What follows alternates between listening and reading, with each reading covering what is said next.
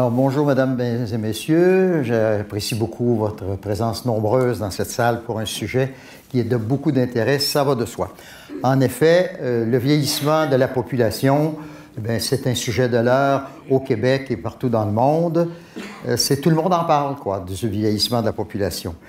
Même le scientifique en chef du Québec, parce que c'est un monsieur qui existe, qui s'appelle M. Quirion, en novembre 2012, a organisé un grand forum autour du thème « Innover pour mieux vieillir ensemble ». Et pour M. Quirion, il était très clair à ce moment-là qu'il conseille le gouvernement du Québec sur les grands dossiers. Et pour lui, le gouvernement du Québec devrait s'engager dans cette idée de travailler autour du vieillissement de la population et mieux comprendre et mieux agir. Eh bien, il mettait ce projet à l'équivalent de ce qu'est le projet Nord. Donc, le plan Nord, même si ça a changé de nom, ça reste, vous savez, un très grand projet. Pour M. Quirion, c'était l'équivalent. Alors, l'objectif de cette présentation, c'est de répondre à deux grandes questions. Quelle sera l'évolution future de la mortalité, l'état du débat sur ce thème par les démographes et les autres scientifiques, et quelle sera l'évolution future de la santé, en particulier aux grands âges. Si on regarde l'évolution de l'espérance de vie, l'espérance de vie, c'est le nombre d'années à la naissance qu'un enfant qui naît peut compter vivre. En regardant les conditions de mortalité d'une année, eh bien, on voit que si on regarde le pays qui avait le meilleur score une année donnée, eh bien, au cours du temps, depuis 1750 jusqu'à 2000, sur 250 ans, eh bien, on voit que ça a toujours été en progression. Ce n'était pas toujours les mêmes pays qui avaient le meilleur score, mais graduellement, on voit que la courbe a toujours été croissante.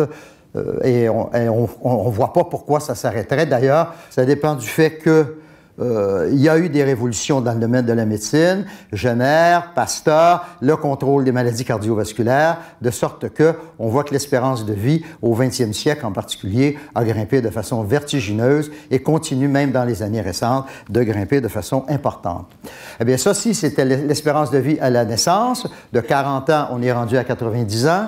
On a le même progrès, l'espérance de vie à 40 ans, l'espérance de vie à 60 ans. Plus important de regarder maintenant, c'est l'espérance de vie à 80 ans. Alors, si on regarde le meilleur score encore pour l'espérance de vie à 80 ans, eh bien là, on voit qu'on est en pleine révolution. C'est-à-dire que pendant un siècle, en gros, l'espérance de vie était restée pour à 80 ans autour de 6 ans. L'espérance de vie de 6 ans, ça progressait très peu. Et depuis 1960, eh bien, c'est une montée vertigineuse. On double l'espérance de vie des gens de 80 ans. On est plutôt maintenant autour de 12 ans d'espérance de vie lorsqu'on réussit à atteindre l'âge de 80 ans. Alors, regardons maintenant la situation au Canada. Est-ce qu'on vit plus longtemps au Canada? Eh bien oui, on va regarder, nous, plus qu'on s'intéresse aux personnes âgées, à l'espérance de vie à 65 ans. Eh bien, l'espérance de vie à 65 ans pour les hommes et les femmes, eh bien, 1915, c'était autour de 13 ans. Et puis, on voit que ça a monté énormément. Pour les femmes, ça arrive au-delà de 21 ans maintenant. Pour les hommes, autour de 18 ans. Important de remarquer que les femmes ont toujours été plus favorisées pour l'espérance de vie, en particulier chez les personnes âgées, que les hommes. Mais un élément aussi important, c'est que les hommes sont en train de se rattraper, c'est-à-dire que les progrès qui ont été faits dans les dernières années n'ont été que de l'ordre de 14 % pour les femmes, alors qu'ils ont été de 21 % pour les hommes, et c'était la même chose. Donc, par rapport dans les périodes un peu plus récentes, c'était 6,5, on est monté à 9,7. Donc, les hommes sont en train de rattraper le temps perdu par rapport à l'évolution de leur espérance de vie. Alors, pourquoi en est-il ainsi?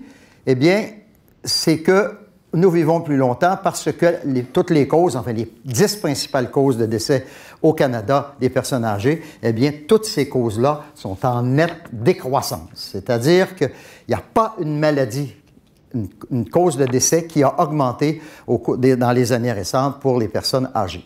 Alors, si on regarde des cas de figure, on pourra en montrer tout l'après-midi. Ici, on a l'exemple de l'évolution du cancer du sein pour certains groupes d'âge. Eh bien, on voit que c'est un modèle qui se retrouve assez souvent, c'est-à-dire que à la fin du siècle dernier, c'était croissant pendant un certain temps, surtout aux âges plus élevés. Et maintenant, eh bien, on voit que depuis 2000, c'est en décroissance pour tous les âges pour ce qui est du cancer. Si on passe maintenant à d'autres phénomènes, si on prend par exemple les maladies cérébrovasculaires, eh bien, l'évolution depuis 1975, dans ce cas-là, a été nettement décroissante durant toute la période jusqu'à 2000, et depuis 2000, ça se poursuit avec une certaine accélération.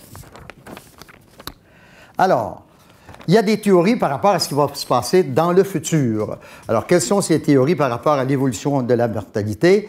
Eh bien, après plus d'un demi-siècle de travaux orientés sur l'évolution future de la mortalité, les conclusions des scientifiques demeurent partagées. Alors, on a trois groupes qui ont des visions complètement différentes. Les traditionalistes, qui suggèrent qu'il y a une limite à la durée de la vie humaine et qu'elle est imminente, intrinsèque, et qu'on va l'atteindre très bientôt. Il y a les visionnaires qui, eux, envisagent des percées biomédicales en matière de vieillissement capables de propulser l'espérance de vie jusqu'à 150 ans ou voire même 200 ans. Et puis, il y a les empiristes. Les empiristes, et ça c'est très important, admettent que la limite à la vie humaine, si elle existe, est hors de portée de vue puisque des progrès importants en matière de mortalité aux âges avancés ont toujours lieu. Donc, vous voyez que la position est quand même très nuancée. Alors, les projections qu'on fait pour la projection de mortalité qui sont faites par les organismes officiels, les statistiques ou les régimes de pension du Canada, eh bien, on voit qu'ils vont toujours dans le même sens, c'est-à-dire que l'espérance de vie à la naissance poursuivrait sa progression au cours du 21e siècle sur un horizon de 25 à 50 ans. Mais, élément important, et là je presse pour ma paroisse, les démographes, en général, sont plus optimistes que les actuaires pour diverses raisons. Alors, si on regarde la situation de l'espérance de vie à la naissance observée et projetée au Canada et au Québec pour les hommes et les femmes. Alors, les actuaires sont plutôt dans le groupe du régime des pensions du Canada et la Régie des rentes du Québec. Les démographes se retrouvent plutôt à Statistique Canada et à l'ISQ. Alors, on voit un cas de figure. Eh bien, les démographes à l'ISQ prévoient qu'autour de 2050, l'espérance de vie serait autour de 80, pour les femmes, autour de 90 ans, 89 ans, alors que les actuaires du régime de rente du Québec, eux, ils ne prévoient que 87 ans pour 2060. Donc, vous voyez qu'il y a un certain décalage. Maintenant, on va regarder, ça c'est l'évolution de la mortalité une année donnée. Donc, on regarde les conditions de mortalité de l'année 2000, de l'année 2051. Mais il y a une autre façon de regarder l'évolution de la mortalité, c'est à travers des cohortes, c'est-à-dire de regarder le cheminement réel de la mortalité à travers une cohorte et de voir, donc ça dure à peu près 100 ans, ça demande beaucoup d'observations, pour voir comment une cohorte va voir sa mortalité évoluer. Alors, si on regarde l'évolution de la cohorte 1921, la cohorte de 1921, on voit l'évolution de la mortalité pour elle. Eh bien, il y a en gros, si vous voulez, 60% des gens qui vont avoir atteint le S65 et la survie à l'âge de 65 ans. Il y en a à peu près 60% qui vont l'atteindre. Et quand cette cohorte a atteint l'âge de 65 ans, eh bien, elle pouvait espérer vivre en gros 18 ans. Si on prend la cohorte 1941, qui est à peu près la mienne, mais qui est celle de mon épouse exacte, eh bien, pour cette cohorte de 1941, c'est 75% des gens qui ont atteint l'âge de 65 ans. Ça, c'est la réalité qu'on a observée. Et on pouvait espérer, lorsqu'on a atteint l'âge de 65 ans, vivre autour de 20 ans.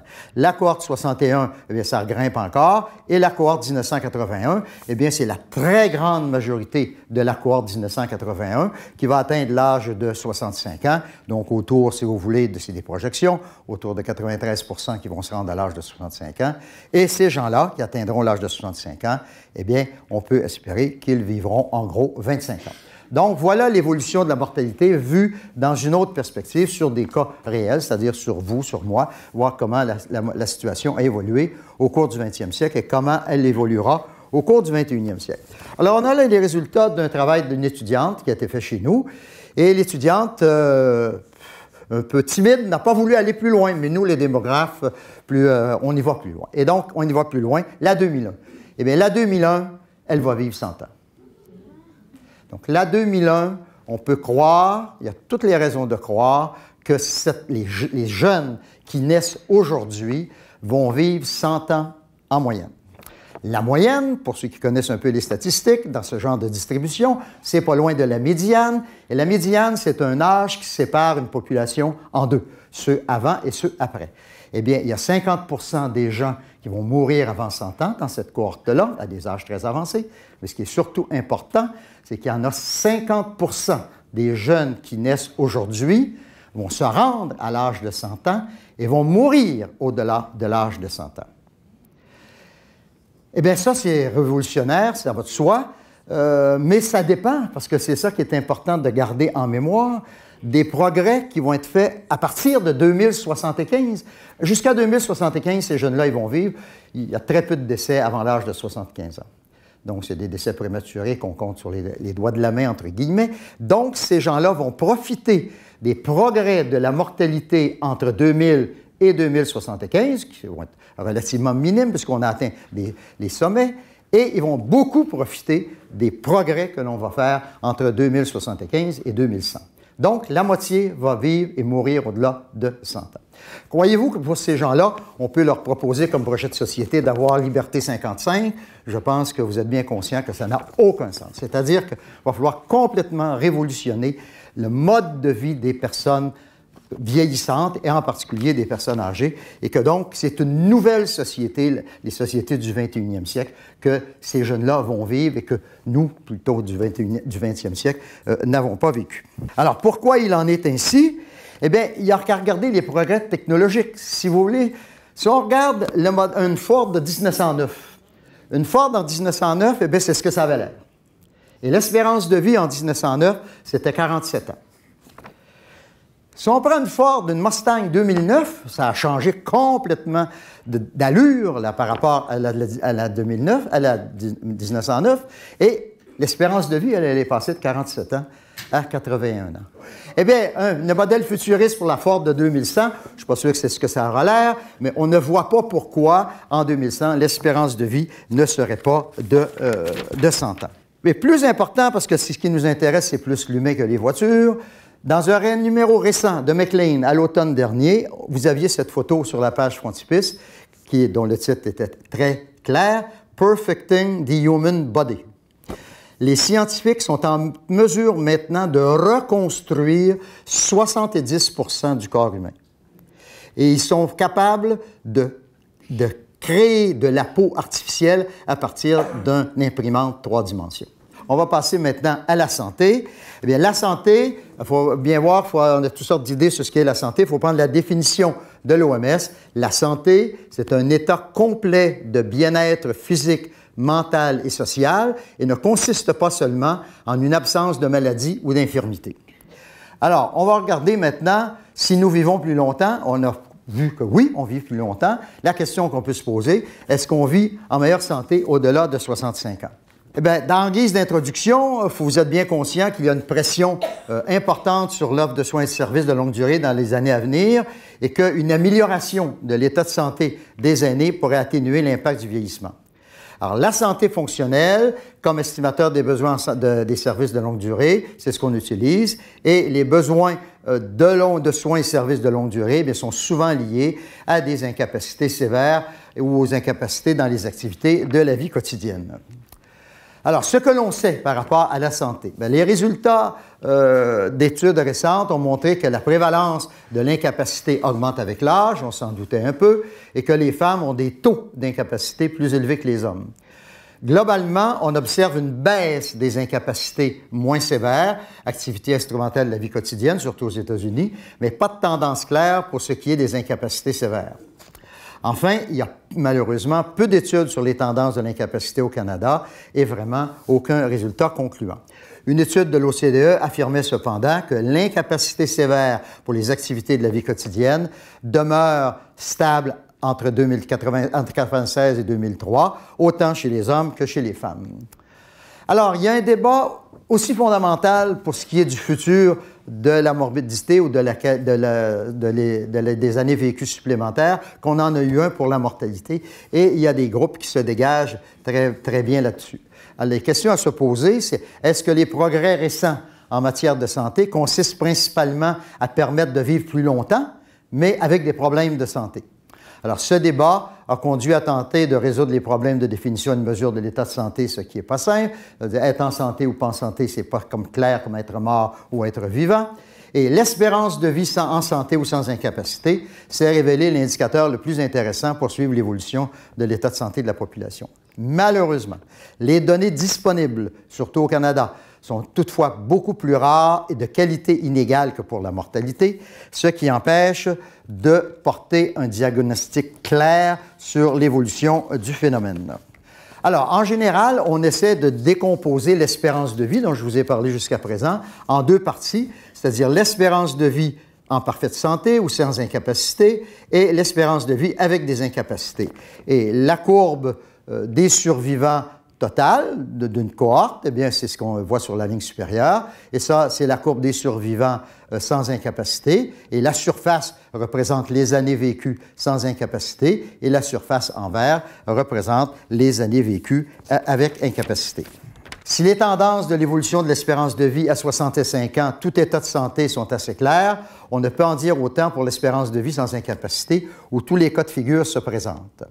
Alors, dans quelle mesure, la question que l'on pose pour mesurer la santé, et c'est une façon de faire utilisée par nos collègues des pays européens, ça s'appelle la question Galli, c'est dans quelle mesure avez-vous été limité depuis au moins 6 mois à cause d'un problème de santé dans les activités que les gens font habituellement.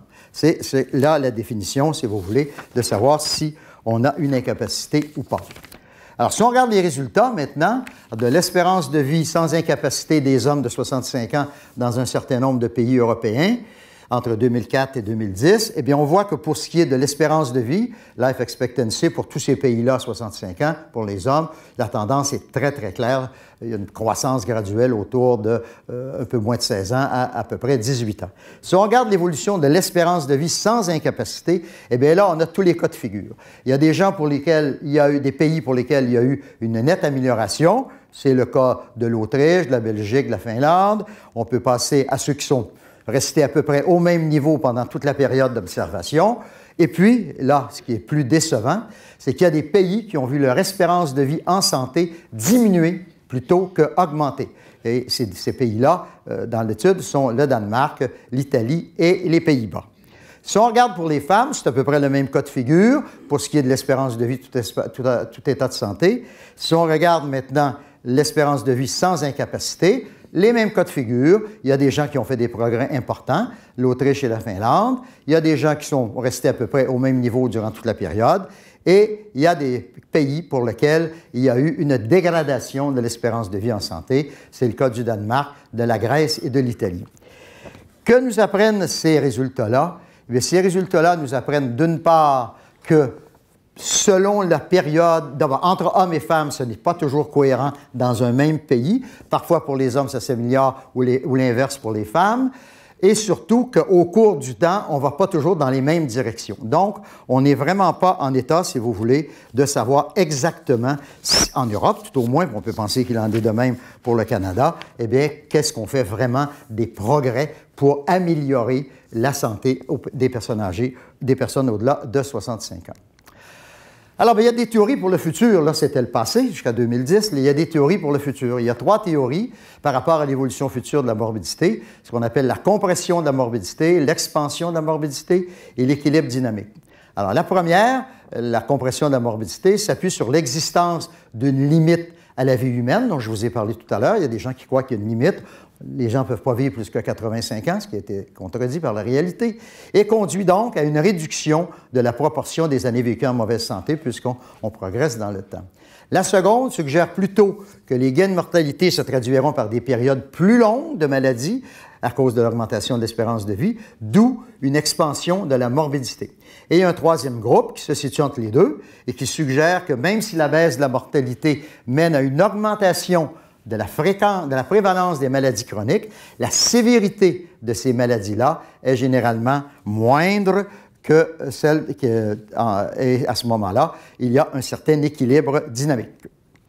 Alors, les tendances sont difficiles à établir, je vous l'ai dit, parce qu'elles ne sont pas toujours concluantes, mais on croit, en général, les démographes et les épidémiologues, qu'il se dégage que l'on serait dans la situation de l'équilibre dynamique.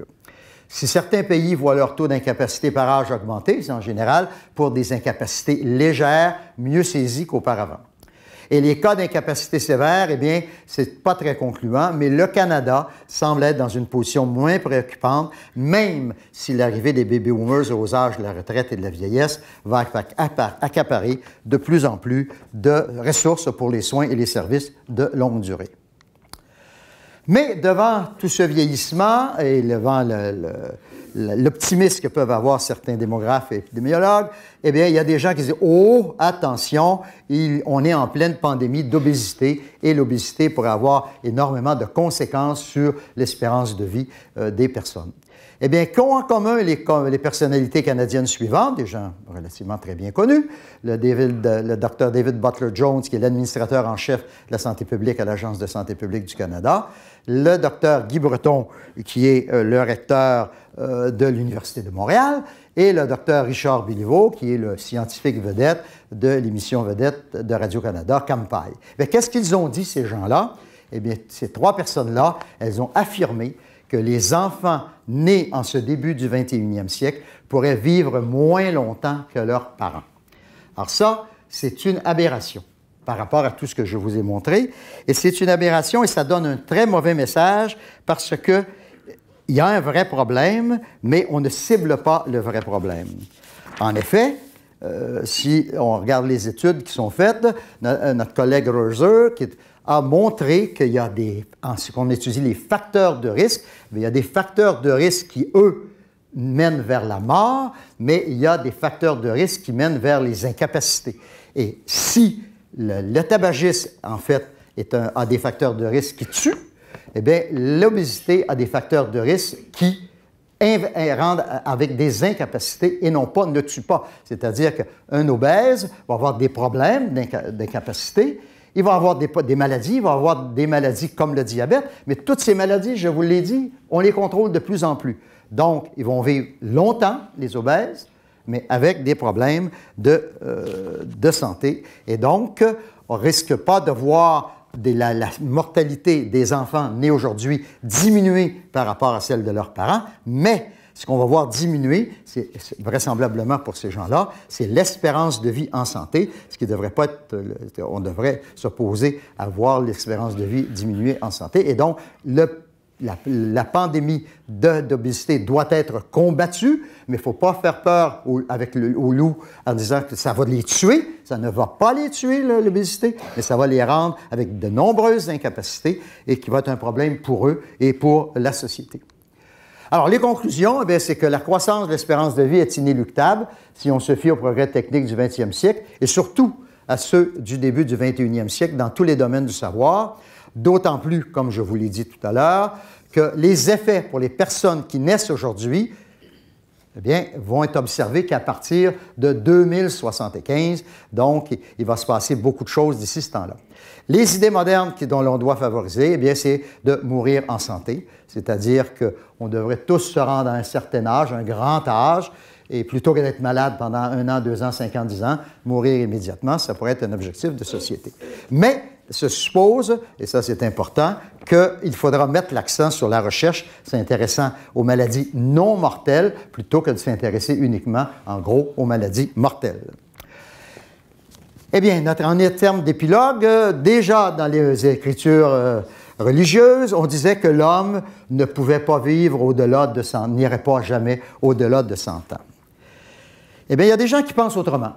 Et il y a des gens qui pensent autrement parce que les visionnaires, eux, ils disent, oui, on peut contrôler de mieux en mieux les maladies mortelles et tout le contexte dont je vous ai parlé pour l'évolution de la mortalité, c'est un contrôle de plus en plus grand des maladies mortelles. Mais ces gens-là disent, ce n'est pas à s'attaquer aux maladies mortelles qu'on devrait s'attaquer, mais bien au vieillissement des cellules. Donc, y aller par une autre lorgnette, c'est-à-dire non pas contrôler les maladies, mais contrôler le vieillissement des cellules. On va donner un exemple de ce que ça pourrait être. C'est un exemple ancien, mais qui tient toujours. Eh bien, selon Walford, si on regarde de la situation actuelle, eh bien, on vit en gros, en moyenne, 80 ans. On a l'enfance, l'adolescence jusqu'à 20 ans. Les jeunes adultes, c'est jusqu'à 40 ans. Les gens de l'âge mûr, c'est autour d'entre 40 et 60 ans. Puis à partir de 60 ans, on est dans les adultes vieillissants. Mais il y a une chose importante, il y a des maladies du vieillissement qui commencent à vous toucher dès l'âge de 55 ans. Eh bien, si on réussit à contrôler le vieillissement des cellules, et il se fait beaucoup de recherches dans cette direction-là, eh bien, on s'en irait plutôt vers une espérance de vie de 120 ans, avec les conséquences que tout le cycle de vie serait complètement perturbé. Alors, c'est-à-dire qu'on resterait des enfants et des adolescents jusqu'à l'âge de 30 ans, puisque vos cellules ne vieilliraient pas, ça prendrait un certain temps. La puberté viendrait plutôt à l'âge de 18-20 ans. On aurait des jeunes adultes entre 30 et 60 ans, les adultes d'âge mûr entre 60 et 100 ans, la ménopause arriverait autour de 75 ans, donc un changement complètement du mode de vie des humains, si vous voulez, et on mourrait autour de 120 ans. Ces modèles-là s'appliquent beaucoup dans le domaine vétérinaire, et on ne va pas contester la chose. C'est normal qu'on puisse vouloir faire des progrès dans ce sens-là, et le génie bio-vétérinaire fait cela pour les bœufs, les cochons, etc. Est-ce qu'on doit le faire pour les humains qui, eux, vivent en société? On peut se poser un certain nombre de questions. Mais ça va beaucoup plus loin, c'est-à-dire qu'il y a au-delà du vieillissement des cellules, des gens qui croient que l'on peut vraiment aller vers l'immortalité. Maintenant, on va revenir sur Terre, si on peut s'exprimer ainsi, et grâce à Mme Kara Tannenbaum, elle va nous donner des trucs, des astuces pour en faire en sorte que les personnes âgées vivent de plus en plus en meilleure santé. On revient à la réalité et c'est à moi de vous dire comment vivre en bonne santé. Et mon premier conseil, c'est peut-être, selon ce qu'on a déjà entendu, c'est de changer votre date de naissance. Mais bon, on va quand même parler basé sur les données probantes, basé sur la sagesse des autres, qu'est-ce qu'on peut faire individuellement et aussi comme société pour mieux vieillir. Alors voilà, j'ai divisé la présentation vraiment sur les trucs et les astuces individuelles et sociétales et vous verrez pourquoi les deux sont tellement importants. On commence avec les trucs personnels. Est-ce que vous reconnaissez Jeanne Calment? La femme qui est morte à 122 ans, qui a vécu le plus longtemps de sa vie, qu'est-ce qu'elle nous dit? Elle nous dit, ne conservez que les bons souvenirs et oubliez les autres. Un petit verre de vin chaque jour et la bonne humeur. On est d'accord? Donc, on revient au Canada. L'espérance de vie au Canada, comment se compare le Canada? Monsieur Légaré nous a parlé un petit peu. Là, en rouge, on peut comparer le Canada à Suède, en Grande-Bretagne, voilà. On est à peu près au même niveau que la Suède et même mieux que la Grande-Bretagne. L'espérance de vie à la naissance pour un homme au Canada, aujourd'hui, ou il y a 2 ans, était 80 ans et pour une femme, 94 ans.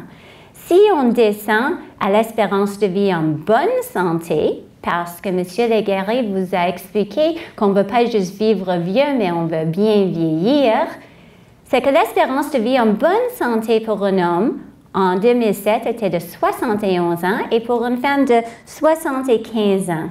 Notre but alors serait de réduire cet écart de 9 ans. Avant que je continue, est-ce que tout le monde est d'accord avec moi?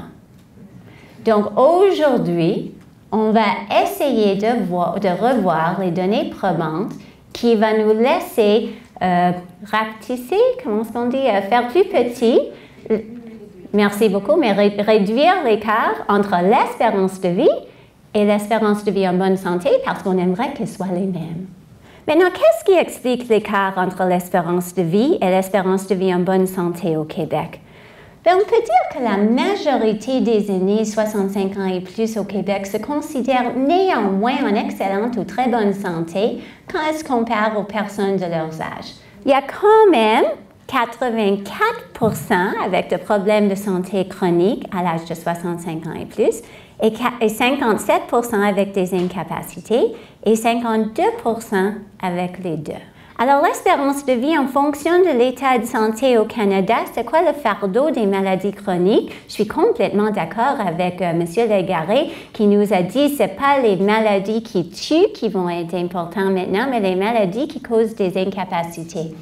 Donc, le cancer, ça diminue l'espérance de vie par combien d'années? 10 ans pour les femmes et 8 ans pour les hommes. Le diabète diminue l'espérance de vie en bonne santé de 5 ans à peu près pour les femmes et presque 4 ans, c'est ça, pour les hommes. Et la haute tension artérielle, est-ce que ça diminue l'espérance de vie? Pas si c'est bien contrôlé. Parce que si on a une haute tension artérielle et c'est bien contrôlé, il n'y a pas des séquelles sur le restant de notre corps. Et ça, c'est pourquoi on a vu dans une des graphiques de M. Légaré que le fardeau des maladies cérébrovasculaires est en train de diminuer à cause du fait que tout le monde prend bien en soin le facteur de risque de haute tension artérielle, d'hypercholestérolémie, tous ces facteurs de risque qui vont mener à des infarctus du myocarde, à des AVC.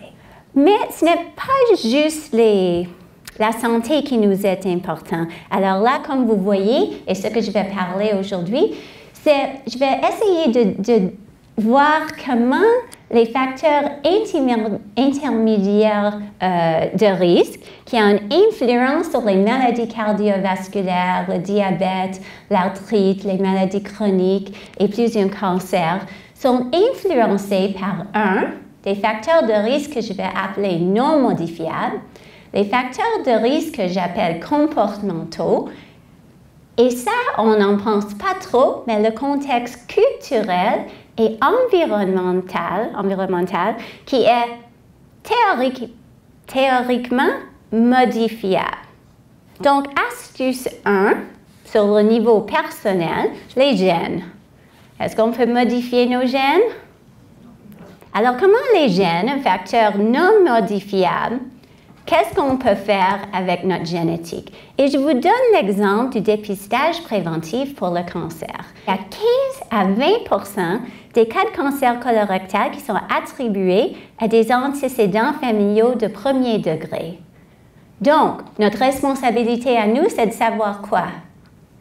Nos antécédents de famille, l'histoire, nous sommes à risque. Alors, subir une colonoscopie tous les ans ou tous les 2 ans dès l'âge de 40 ans, on peut faire le dépistage, on peut retirer les lésions précancéreuses chez les personnes à risque élevé. Est-ce qu'on aimerait subir des colonoscopies? Pas du tout, hein? Mais est-ce que ça peut sauver notre vie? Est-ce que ça peut changer l'espérance de vie? Absolument. Il y a même des scientifiques qui ont peur que le dépistage devient trop bon, comment est-ce qu'on dit, si bon, si bien qu'on n'aurait pas une histoire de famille. Donc, par exemple, si nous, on a enlevé notre cancer pendant une colonoscopie, nos enfants peut-être ne sauront pas s'ils sont jeunes. Alors, ils ne vont pas être au courant qu'ils ont les génétiques. Et il y a même une inquiétude face au fait qu'on fait trop bien notre prévention. Donc, c'est drôle, c'est un peu un effet secondaire inattendu, mais l'important, c'est de communiquer. Parfois, on ne dit pas à nos enfants, à nos petits-enfants, qu'est-ce qu'il y a de la famille, ça semble pas très important. Il faut absolument communiquer nos facteurs génétiques.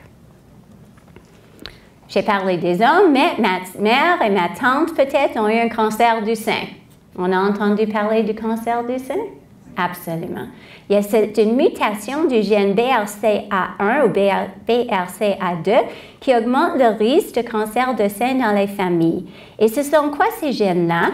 Ce sont ces gènes qui produisent des protéines qui aident à réparer les dommages à l'ADN et à la suppression des tumeurs. Ça représente à peu près 2 à 27% de tous les cas de cancer de sein.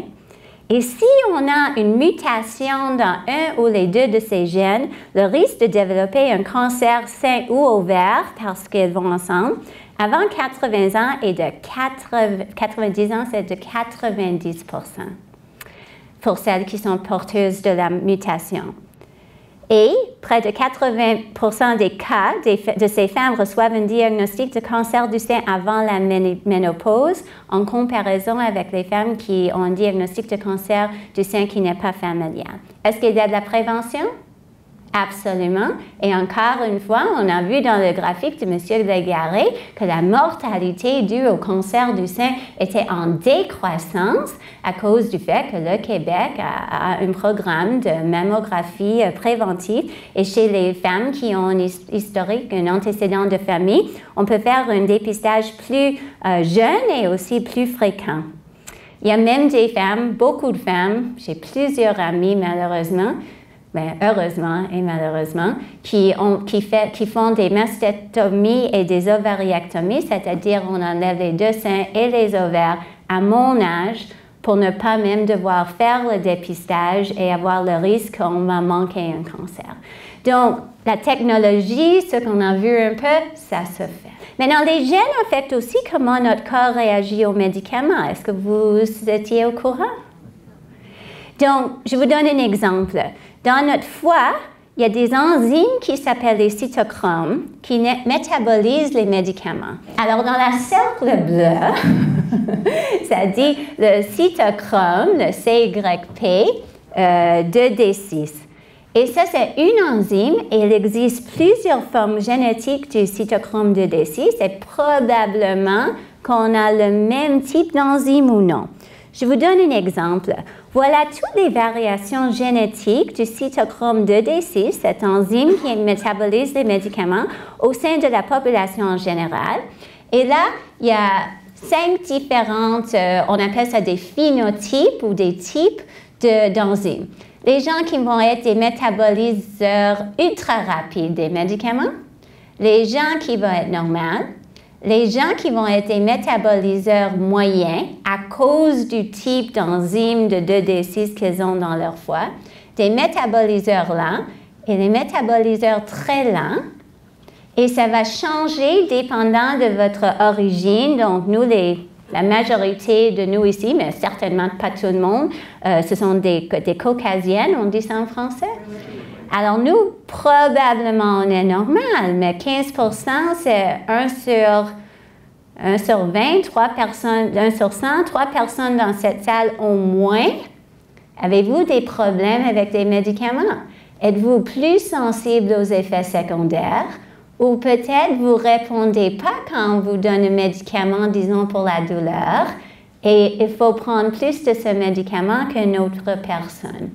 Donc notre génétique, ça va aussi affecter notre réponse aux médicaments et peut-être ça va être trop toxique pour nous ou pas assez puissant pour gérer nos problèmes.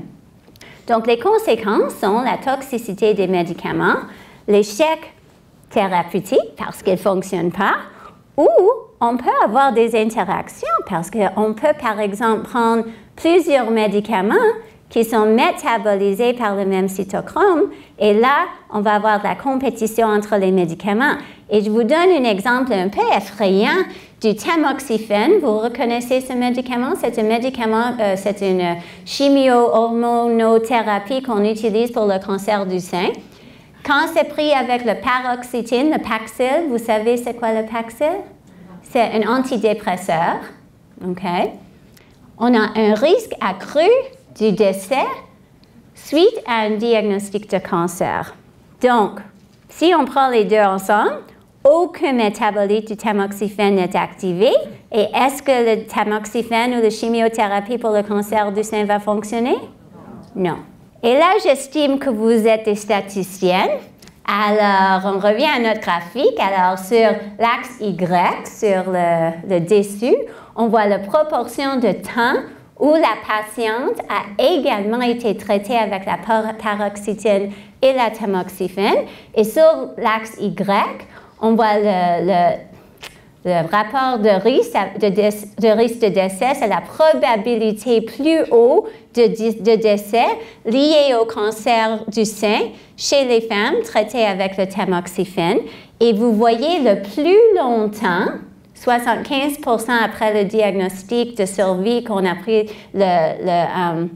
le paroxétine, l'antidépresseur, plus haute probabilité qu'on va mourir de notre cancer du sein parce que la chimiothérapie ne va pas être efficace, parce que l'antidépresseur va bloquer l'effet de la chimiothérapie. Donc, des histoires un peu effrayantes peut-être, mais bien comprendre et surveiller ces médicaments pour la santé.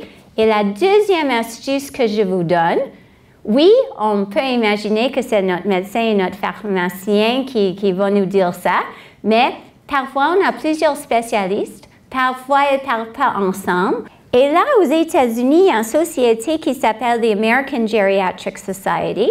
Et à chaque 10 ans, ils revoient les médicaments et les données probantes de la littérature qui nous disent que peut-être il y a des médicaments dont les risques l'emportent sur les bénéfices et pour lesquels il existe des modalités thérapeutiques plus sûres pour la maladie en question. Puis, la société American Geriatric Society publie sur le site web chaque année la liste de médicaments que les personnes de 65 ans et plus ne devraient pas prendre parce que les risques sont trop élevés, il existe des meilleures suggestions ou peut-être des traitements non pharmacologiques qu'on pourrait utiliser. Donc, au moment, actuellement, dans la dernière liste, il y avait 53 catégories de médicaments à éviter à tout prix ou à éviter dans certaines conditions ou à utiliser avec précaution. C'est basé sur des données probantes de qualité, c'est approuvé pour un groupe d'experts et je vous encourage tous d'aller voir si vous prenez parmi ces médicaments-là. Donc, les médicaments, et je ne liste pas tous les 53, mais à éviter à tout prix, tous les antihistaminiques. Est-ce qu'il y en a qui prennent du Benadryl, du Gravol pour aider à dormir ou si on est un peu étourdi? Ça cause des chutes et ça affecte la mémoire. Okay? Tous les somnifères pour l'insomnie, n'importe quel médicament qu'on prend qui va nous aider à dormir, je vous montrerai ce qu'ils font sur votre cerveau. Les antidépresseurs tricycliques, c'est un type à la ville, peut-être vous le reconnaissez, et même les médicaments pour la diabète. Dans les dernières 5 ans, on a appris post-marketing, comme on dit, en faisant la surveillance, qu'il y a certains médicaments pour le diabète qui donnent un risque d'hypoglycémie ou d'un sucre trop bas dans notre sang. Et comment pensez-vous que notre cerveau réagit à ne pas avoir assez de sucre pour les cellules? Ça ne réagit pas très bien. Hein? Donc, on peut privilégier un médicament sur un autre si on est au courant. Bon, il y a aussi des autres médicaments à éviter pour réduire les interactions médicamenteuses, comme je vous ai montré avec le tamoxifène et le Paxil. Peut-être ce n'est pas un médicament, mais le fait de les prendre les deux ensemble qui pourrait affecter notre santé. Et là, j'ai mis un peu, je ne vais pas revoir tout, mais l'importance ici, c'est de discuter avec notre pharmacien, d'être un peu, c'est quoi le mot, empowerment des patients. Je pense qu'on est tous très intelligents et ils vont prendre notre place. Il n'y a pas assez de médecins, pas assez de pharmaciens, tout le monde est rushé. Ils doivent faire leur job, mais c'est à nous aussi un peu de savoir qu'est-ce qu'on prend, de poser des questions et de voir si c'est la meilleure chose pour vous. Un petit diapo, puis je vais aller à la prochaine truc, les effets indésirables des médicaments sur le cerveau. Donc, je vous montre toutes les différentes parties du cerveau. Et c'est vrai qu'il y a la mémoire dans notre cerveau, mais c'est aussi responsable de l'attention, la concentration, des choses comme ça. Et si nous prenons des médicaments qui bloquent ces récepteurs dans notre cerveau, c'est sûr que ça va avoir un effet. Donc, astuce 3, tout le monde est concerné par leur mémoire. Je pense que quand on fait des enquêtes à travers le Canada, on sait que la mémoire est parmi les choses les plus importantes. Il y a plusieurs astuces pour promouvoir et maintenir sa vitalité cognitive. On a parlé de revoir les médicaments. On peut pratiquer l'entraînement cognitif et je souligne les travaux de Dr. Belleville qui est ici avec nous, qui a publié dans Brain que si on enseigne notre cerveau à apprendre des nouvelles tâches, il y a une partie du cerveau qui peut complémenter l'autre partie du cerveau et le cerveau peut évoluer si on fait l'entraînement cognitif. Interagir socialement, faire de l'exercice, réduire le stress, bien dormir sans les somnifères, consulter pour les difficultés émotionnelles parce que l'anxiété et la dépression jouent sur notre capacité de concentrer, faire des listes, utiliser des aides-mémoire et faire tester sa mémoire par un professionnel de santé si on s'inquiète. On peut vous dire rapidement, dans moins de 5 minutes, s'il y a un problème ou non. Donc voilà, on passe au comportement. Jusqu'à maintenant, j'ai concentré un peu sur les facteurs non modifiables, mais modifiables selon moi. Okay, nos maladies, nos génétiques, les médicaments qu'on prend pour cela. Mais comment est-ce qu'on peut changer nos comportements pour vieillir plus activement? Pas de surprise, hein? L'exercice régulier. Est-ce que vous faites la natation, la marche ou la gymnastique? C'était seulement une fois ou plus par mois qu'on a vu l'effet sur le nombre d'années de survie. N'avoir jamais fumé est important. On a vu que de consommer d'alcool, comme Jeanne Calment nous a dit, ça nous protège et c'est considéré comme pas trop, mais un peu, ça peut augmenter l'espérance de vie. Et un poids normal. Savez-vous c'est quoi le IMC, l'indice de masse corporelle? C'est notre masse en kilogrammes divisé par notre taille en mètres carrés. Donc, vous pouvez aller sur l'Internet, il y a des apps, calculer votre IMC. Donc, le surpoids n'est pas bon. Mais d'être trop maigre n'est pas bon non plus. Et là, ça peut augmenter si on fait des bons comportements, on mange bien. Ce n'est pas ce qu'on mange. C'est le fait de garder notre IMC dans un IMC sain, OK, qui va être le plus important. Et tous ces comportements mis ensemble, ça augmente les années de survie de 5 ans et plus en moyenne si on a survécu à 75 ans. Astuce 5. Refuser les fausses croyances au sujet du vieillissement. Je vous donne un exemple un peu tabou, un exemple dont on ne parle pas très souvent, mais une vessie qui est plus active que moi. Je ne sais pas si vous en avez. Les vessies plus actives que moi, où on a des petites pertes urinaires, ça touche combien de femmes de 65 ans et plus? 10 20 50 %. On peut guérir dans 25 % des cas sans chirurgie. Et si on a une incontinence urinaire, regarde ce qui est sorti. Eux, ils commencent à reconnaître que si on a des problèmes de la vessie, puis on a peur de s'échapper, gênant, quand on sort, on va rester chez nous, on ne va pas sortir, puis il y aurait un isolement social. Et vous voyez dans la graphique que les personnes qui ont une incontinence rapportent de l'isolement social plus fréquemment ou ils ont tendance à plus rapporter l'isolement social que les personnes qui n'ont pas des incontinences. Maintenant, ça, c'est toutes les choses individuelles. Je vais passer rapidement pour des astuces sociétales. Lucie Richard est une grande chercheure ici à l'Université de Montréal qui a rédigé un document qui s'appelle « L'approche écologique à la santé ».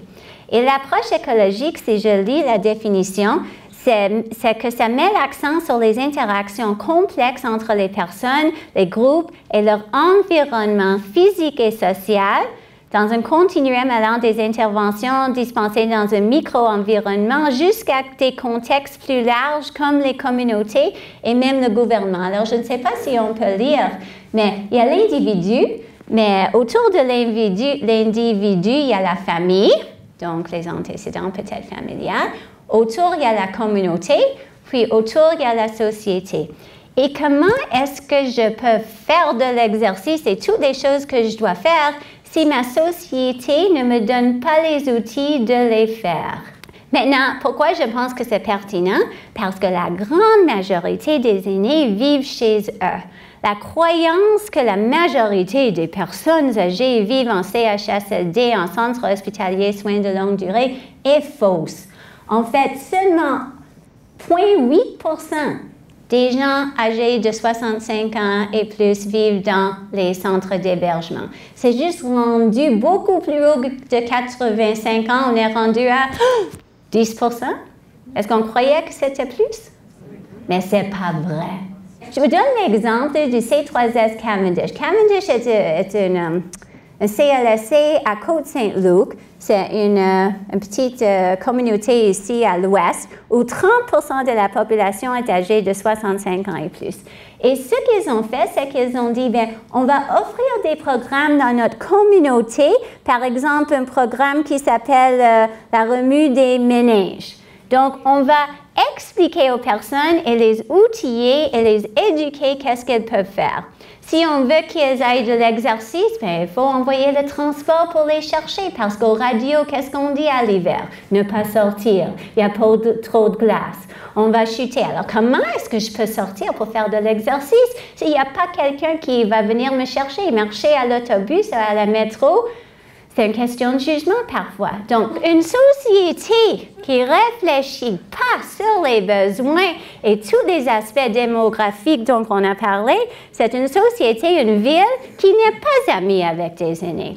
Et là, il y a une reconnaissance. Il y avait même une conférence à Québec cette année. On est considéré au Québec comme des leaders. Et je ne suis pas convaincue qu'on ne peut pas faire mieux, mais d'être soutenant des villes des aînés au niveau des habitats, participation sociale, respect et inclusion sociale, soutien communautaire, donc l'agisme. Avez-vous tendance à faire de l'agisme? Dites-vous parfois, oh, comme elle est cute! Envoyer une femme âgée faire quelque chose qui ferait une femme plus jeune, comme s'amuser, embrasser un homme. Est-ce que vous dites ça parfois? C'est agiste un peu, hein? Parce que ça suppose que les femmes âgées ne peuvent pas tomber amoureuses, elles ne peuvent pas s'embrasser en public. Pourquoi ça doit être différent, les femmes âgées et les femmes plus jeunes? Imaginez-vous qu'il y a 100 ans, la reine en Grande-Bretagne, elle est accouchée. Comment est-ce qu'elle s'est mise pendant sa grossesse? Et pensez-vous qu'à cette époque, on aurait pensé qu'après 20 ans, on voit ça sur les revues? Non. Donc, un peu comme on a déjà dit, je pense que les choses peuvent changer, mais ça va prendre nous à faire ces pas et se positionner, démontrer que les baby boomers, les personnes âgées sont toujours sages, peuvent toujours faire des choses, qu'il y a 90% qui ne sont pas dans les centres de soins de longue durée. C'est pas vrai. Finalement, la dernière chose que je vais dire, c'est la contribution gouvernementale. Donc, on est allé un peu du micro de personnes, méso, communauté, et maintenant macro, comment le gouvernement nous soutient.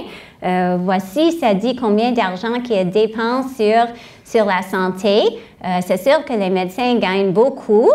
Mais je vous dirais qu'il y a beaucoup qui quittent parce qu'on ne leur paye pas comme les autres provinces et aux États-Unis et quand même, ils ont passé plus que 20 ans à l'école. Donc, il y a une certaine qualité. Alors, peut-être on a besoin de nos médecins, mais peut-on se débarrasser de quelques médicaments? Regarde, médicaments, services pharmaceutiques, c'est important, mais médicaments, on dépense beaucoup d'argent sur les médicaments et je viens de vous dire que peut-être il y en a qui ne sont pas nécessaires, même bénéfiques, qui ne pourraient pas être remplacés par d'autres choses. Pour l'insomnie, on pourrait faire du traitement cognitif comportemental, on peut faire des journaux de sommeil, on peut mettre des lumières pendant le jour. Il y a tellement de choses qui sont plus efficaces que les médicaments, mais est-ce que le gouvernement rembourse ces choses-là? Non. OK? Donc, sous autre, voilà ce qui est couvert. Il y en a quand même des belles choses, mais ce que je veux souligner, c'est qu'est-ce qui n'est pas couvert. OK? Et ça, pour moi, ça me donne de la peine. OK? Ça me donne de la peine parce que la physiothérapie en externe, c'est pas couvert. Donc, quand on a une douleur, qu'est-ce qu'on fait? On prend des pilules. OK? Et peut-être on a des moyens, peut-être on est chanceux d'avoir l'assurance, mais quelle est la population la plus pauvre au Canada? Les femmes âgées. J'ai parlé tout à l'heure des antidépresseurs. Est-ce qu'il y a des groupes de soutien pour le deuil ou est-ce qu'on donne des antidépresseurs aujourd'hui? Mais le deuil, ça, on ne peut pas guérir le deuil avec une pilule. Hein? Il s'agit des transitions, l'acceptation, parler, partager, vraiment le soutien psychologique qui n'existe plus parce qu'on habite tout le monde seul dans son appartement et pas dans la grande famille intergénérationnelle. Est-ce que j'ai bien dit ça? Merci. Qu'auparavant. Mais notre société doit reconnaître, et j'aimerais que le gouvernement reconnaisse que peut-être si on offre ces services, on pourrait diminuer peut-être le prix des médicaments et améliorer l'espérance de vie en bonne santé parce que les incapacités de santé mentale, toutes ces incapacités dont on a parlé, ça inclut beaucoup la santé mentale parce que si on a une arthrose à notre hanche, on devient déprimé, on va être moins, on va sortir moins, pas nécessairement à cause de la hanche, mais du fait que notre identité est changée. Je pense que je ne peux pas faire ce que j'ai pu faire avant. Je suis devenue vieille. Ça joue tous ensemble. On appelle ça les comorbidités ou la multimorbidité, mais on ne fait pas un bon travail en médecine si on n'aborde pas toutes ces problématiques ensemble. Et des autres choses que j'ai listées. Est-ce qu'on peut avoir accès à un nutritionniste si on veut perdre du poids? Non? Pas facilement, hein? Et puis, l'obésité va diminuer notre espérance de vie et personne ne pense que peut-être on devrait avoir plus accès à des nutritionnistes. Est-ce que c'est une solution qui a été proposée récemment dans les nouvelles? La société est faite de la totalité des individus, est-ce qu'on peut dire ça? Donc, c'est les individus qui doivent agir, pas nécessairement juste les personnes qui sont élues, de prendre leur place et insister sur les priorités pour notre société de changer des choses. Et les politiciens vont seulement agir s'ils nous entendent. Hein? C'est comme ça que ça fonctionne. Donc, je vous lance le défi d'oser d'être déraisonnable. Et là, je cite George Bernard Shaw, ça fait plusieurs années qu'il dit « L'homme raisonnable s'adapte au monde ». Mais l'homme déraisonnable s'acharne à essayer d'adapter le monde. C'est pourquoi le progrès repose sur l'homme ou la femme déraisonnable.